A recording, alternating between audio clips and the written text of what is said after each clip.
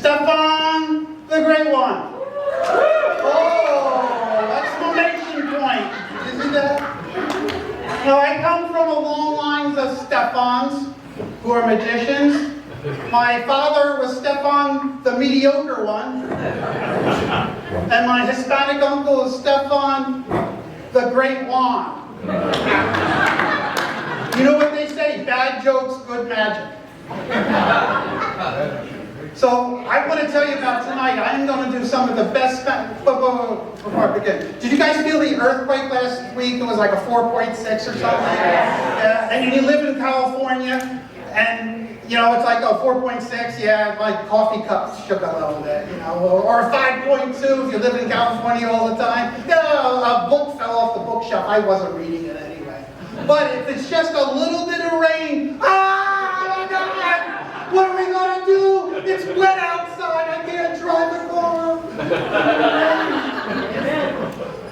But I remember back in 1994 when I just moved into my place, there was that big earthquake, a 6.2 or something. It happened 4:04 in the morning. I was looking out my window. At the end of the window, at the end of the alley right there, there was a bar. And just before the earthquake, before all the buildings started shaking, there was a drunk, and he's walking down the street like this.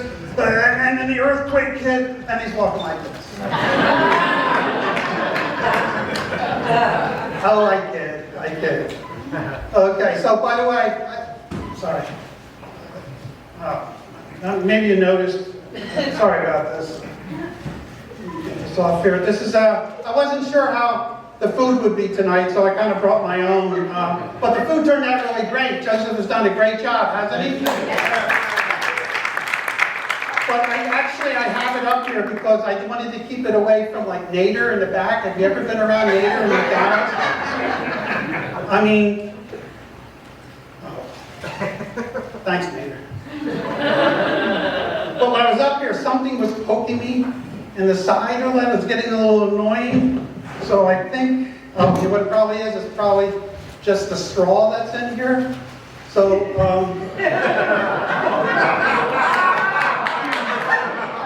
this goes on for another half hour, so just sit back, relax.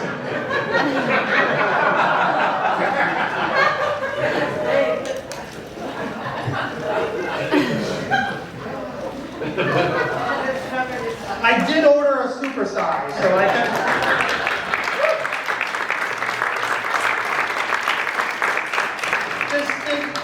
Just think how big the soda was. Jeez. Okay, so I'm just kidding around. We are going to get to some magic. And right now, I wanted to talk about something. I grew up reading newspapers. Remember newspapers? You would get them in the morning, and that's where we got our news. And I would get it, and I would read to see if any magic shows are in town, or perhaps what movies are playing. You know, I was reading a newspaper since I was that tall. I was 33 at the time.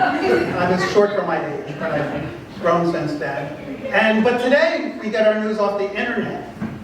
And we get it off of things like the computer, iPhone, sometimes a tablet. So I'm in the middle between the paper age and the electronic age, so I decided to compromise.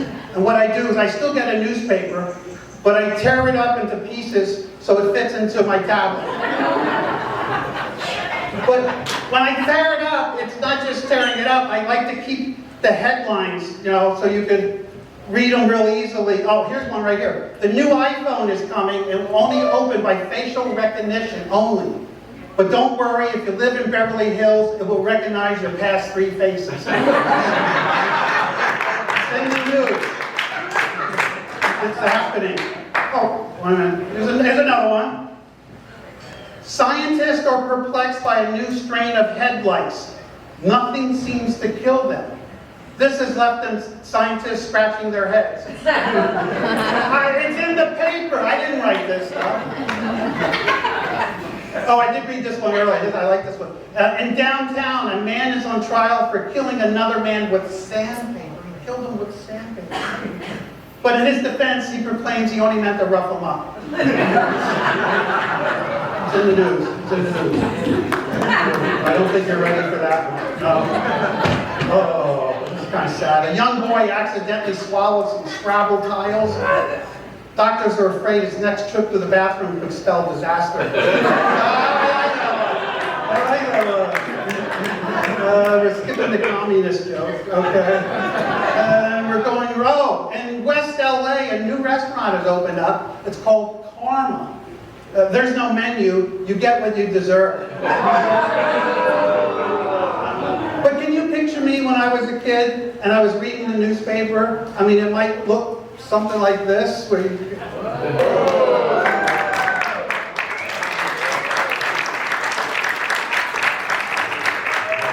Thank you. Now, I'm going to try to kind of expose something here about magicians, is they lie to you. The magicians, especially in the past, used to say that they traveled around the world and some wizard gave them an object and it has superpowers, or a faker, which an Indian, a magician that works in the streets of India, and they give them some special stones or something. Well, that's not true. They over-exaggerate. That's not true. Where do they get it? They get it at a magic store. Preferably Magic Apple, but I'm just saying. So, and this right here, this object right here, was bought in a magic store. Now this is called the Vortex 2000. As you can see, it looks just like a tube. Now let me tell you how I became in possession of this. My grandfather, Stefan the Great One, the first, he was actually flying his airplane in the Bermuda Triangle. It's a true story. And he had airplane trouble, and he had to land on an island. And that island had a small runway, and at the end of the runway was a magic store. And it was run, way back in the day by a woman named Amelia Earhart. Right, okay, that was it, yeah. And she sold him this, the Vortex 2000, which happens to be created out of material just in the Bermuda Triangle. And you know the Bermuda Triangle. Airplanes fly in and they never come out, or they fly in and 15 years later they come out, or they fly in and nothing happens to them. Well, she said that whatever goes through the Vortex 2000, it's the properties of it change. So I thought I'd try a little experiment, like if I take my grandfather's scarf and I kind of just pull it through, it kind of looks like it changes completely. That's the Vortex 2000.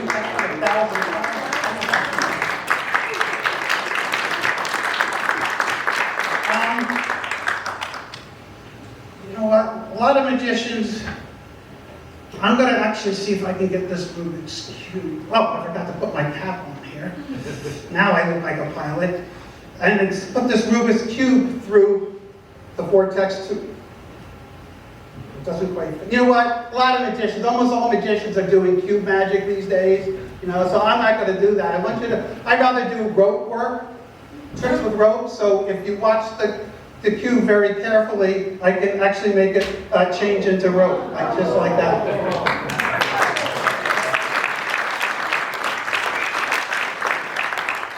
That wasn't the Vortex 2000, that was Stefan the Great One. And as you can see, it changed into a rope with a lot of knots in it. Again, if I put this through the Vortex 2000 and I pull it through, the knots, as you can see, are just completely destroyed. And Amelia Earhart told my grandfather, when something goes through the Vortex 2000, one way, the properties change, but if it goes through the other way, for instance, instead of going through the top, if it goes through the bottom, like this, that something else happens to it as those knots come back.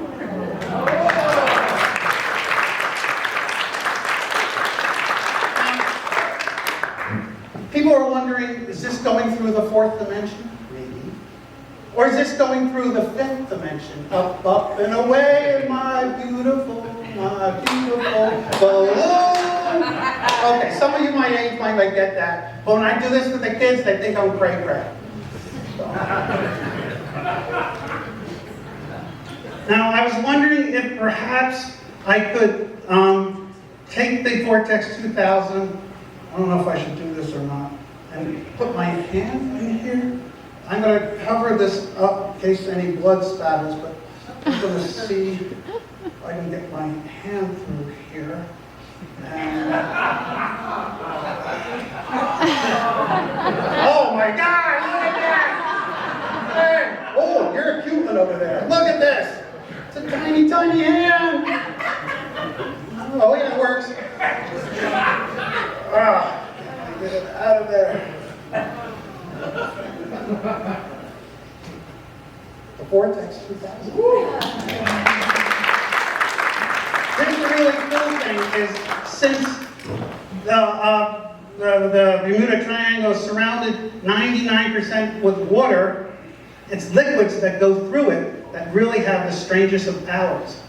For instance, if I were to take this glass and slip this glass right through it, and look, as I said, sometimes nothing happens. Now, my grandfather always had some liquid with him. He carried this little bottle.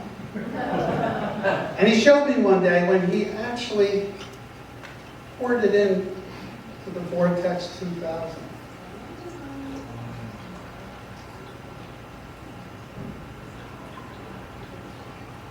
Where does it go? The fourth dimension?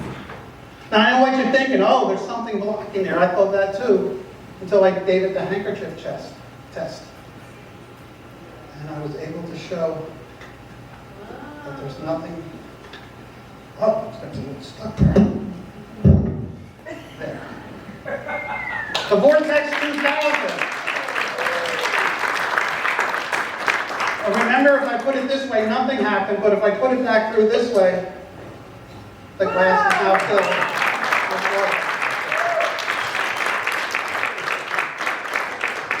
Oh, that's wrong stuff. Oh, there's back. I put the cap back on because you know I would knock it over just like I knocked that wand over there. Take the hat off. Is this one straight? Hold on, Steve Becker got it over here. Okay,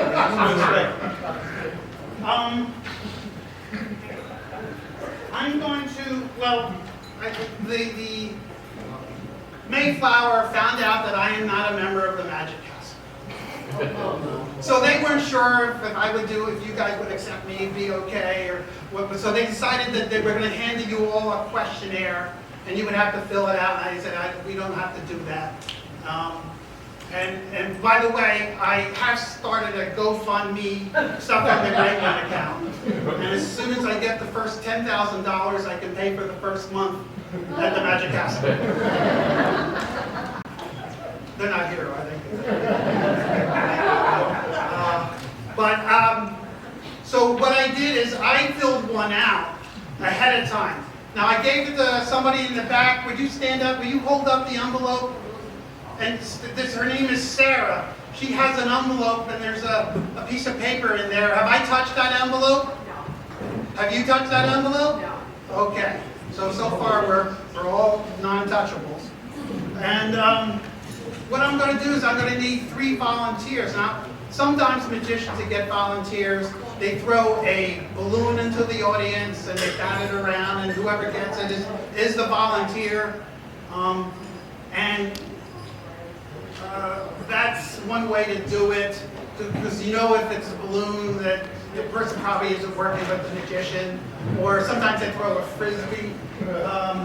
But I like to work a little rougher. I like a...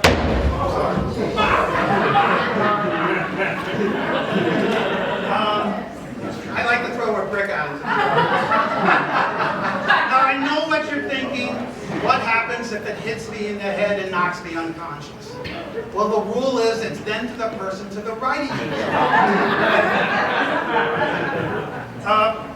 By the way, insurance-wise for me, and this is not a real brick. This is I have a big rocket here, and there I go. I fooled you again.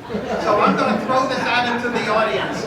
If you get it, all you have to do is stand up, and I will start asking some questions. I have a clipboard that I'm going to be writing some answers on. Now, when you toss it, don't throw it so it knocks beers over or glasses over or whatever. But I'm going to just toss it out over to here right now. If you can catch it, or somebody pick it up if they would. Anybody? I only have a half hour. It's just a simple question. Are you give it to somebody. Joe, you take it over there. Joe. Here it is. The first question they wanted to answer is if I wasn't called Stefan the Great One anymore, if they wanted a new name, instead of Stefan the Great One, it's Stefan the what? Give me one word, not a big word. I'm not a great speller. Stefan the what? Mediocre. Mediocre, like my father. Okay, that's what one. Mediocre. Thanks, Joe. Really, I appreciate all the help. Did you get that out of a book? He works at the library. Let's go for number 2. Can you give that to somebody else you don't know? You can throw it, hand it, I don't care. Somebody that you don't know, would somebody over there take it? Anybody, it's okay, take it away from him. Okay, does somebody have it? What's your name? Sunny. Will you stand up, please? All right, Sonny, here's your big text. Now, they're thinking of doing a poster of Stefan the Great One. Or, if it's up to Joe, it's Stefan the Mediocre. And they want one word at the top of the poster. What one word? You're a really good-looking kid. I think you're really a nice-looking kid, and I see a bright future for you. I'm just buttering them up a little bit. So if you had one word to describe Stefan the Great One, what word would that be? Say it out loud. What do you think? Come up with something. Let's try it. What one word? Incredible. Incredible. Incredible.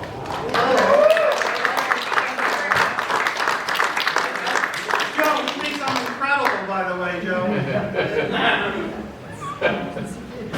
Again, I'm not a great speller. Okay, can you give that off to somebody else, maybe behind you, or somebody you don't know there, Sonny?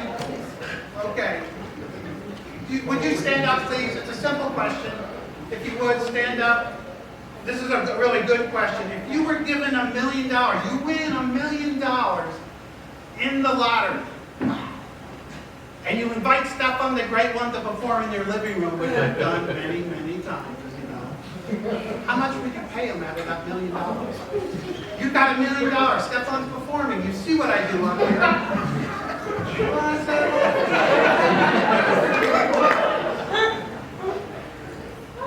How much would you pay him? $5,000. $5,000. That's 5,000. I like her. Later I'll get your address. Well, you got to get the $1 million first. Okay. If you would, can you pass that up? Can we get that brick back up here, please? Okay, you can just throw it. Okay? On the count of 3. Another old vaudevillian joke. It works so well. And Sarah, will you stand up and would you please bring that envelope up here and come up front with everybody else, if you would? Sarah.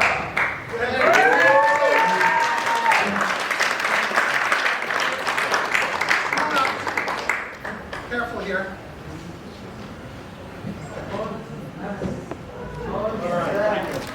Let's right here in the middle. Let's stand over here on this side. Okay. And what I did is I wrote down the 3 answers that the people. My spelling's not all great, but you could read that, right? Mediocre, incredible, and $5,000. Okay.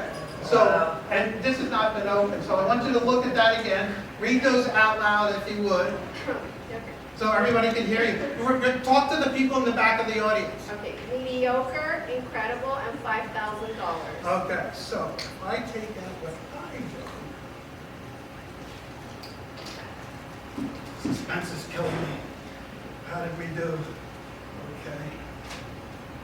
I folded it up nice and tight. There's no way I could get in it. You are going to do the reading. I'm going to hang on to the clipboard. What does it say at the very top? Mayflower official magician serving. Okay, a little bit louder, okay? Put it up. Mayflower official, oh, you want me to- No, go ahead. You're doing great. You're doing great. I'm interrupting. So, Yeah, please. okay. Please fill out responsibly. Okay, the first question was, Joe, I think it was, answered Stefan the Mediocre. And will you read the number one right there? Okay, perhaps my new name will be Stefan the Mediocre. Wow. Oh, how is that possible? That's exactly right, Joe. I knew that brick would land to you. The second question was by my buddy Sonny over here. And I wanted one word to describe Stefan the Great One. Will you read number two out loud? I really hope they think my magic is incredible. Incredible! But there's the third one. We have, she decided to give, I think it was $5,000 I wrote here. Will you just read the top part right there, real loud so they hear it? I would be honored if they paid me $1,268. 1,200. Well, there's more, right? Yes, there's more. What does that say? But would be okay if they paid me $5,000.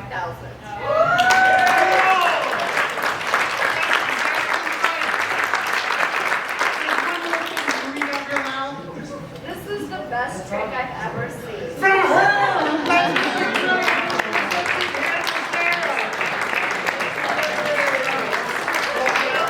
Let's look at that. Another big hand for Sarah. She did great.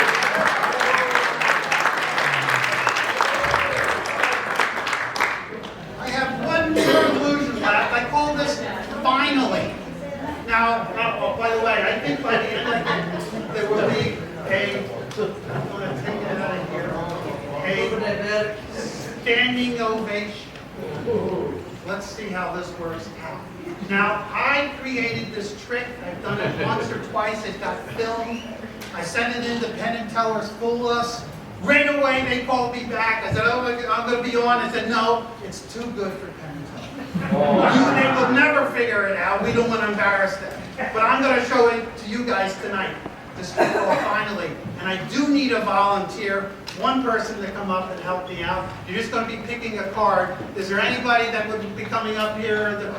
You sitting right there. Why don't you come up here, please? What's your name? Jonathan! Stand right here. Now, I have a deck of cards, which we're going to get to, but I have a bag with 52 cards in it. Now, they are all different cards. And to prove it, Jonathan, pick out any card that you want.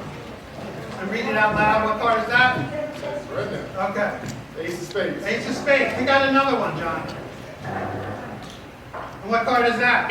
Three of spades. Okay, pick one deeper. Deeper, so it's not in the same area. What card is that? Okay. You all right?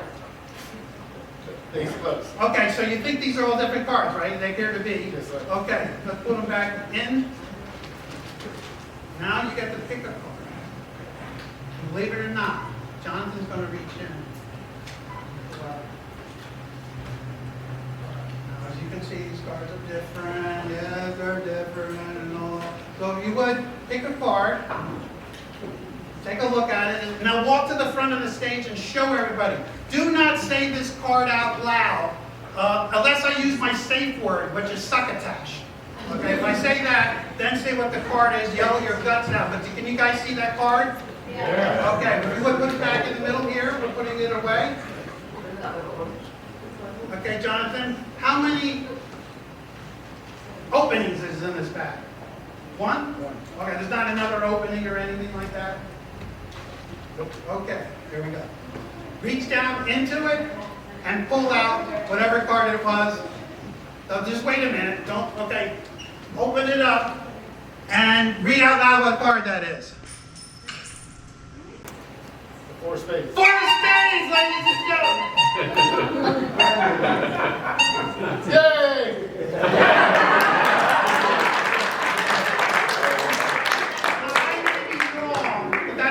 You picked, right?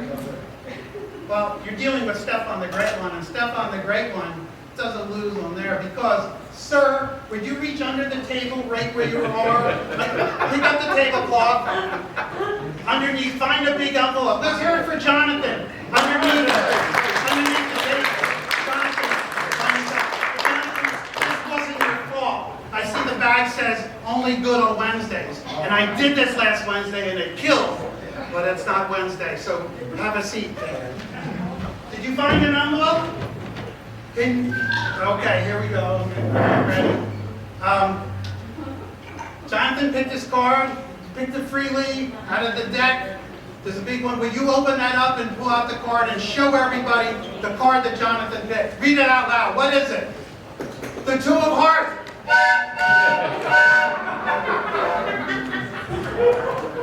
I'm not getting that standing ovation. This isn't quite working. Is that the card? Is that the card, sir? Is there something written on the envelope on the outside there? What, does it say something?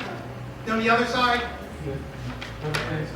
It says Thursday. So this is Saturday again. I got the wrong thing.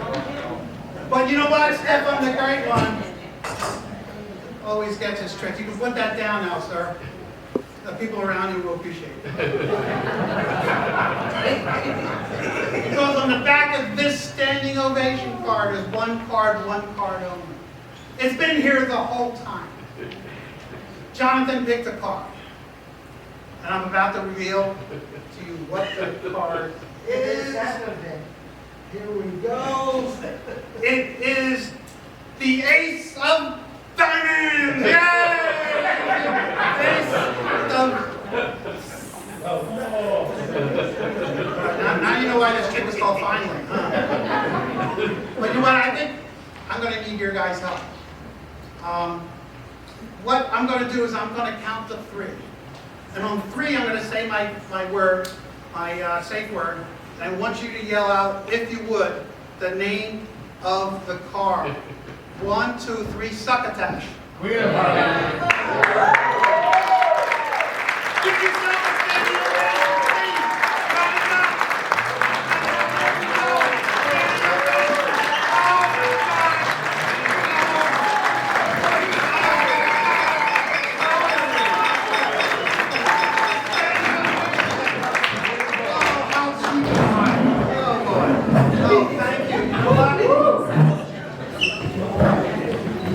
I am Stefan the Great One. I want to thank, and I'm finally done. That's why that trick is called finally. I want to thank Joseph Hannah for inviting me. Yes, there we go. His sister. Oh, mother. That's how you get home. I wanted to thank the Mayflower Club for letting me pretend to be drunk and walk on their stage. But most of all, I want to thank you guys because this is the last night of my world tour, and you guys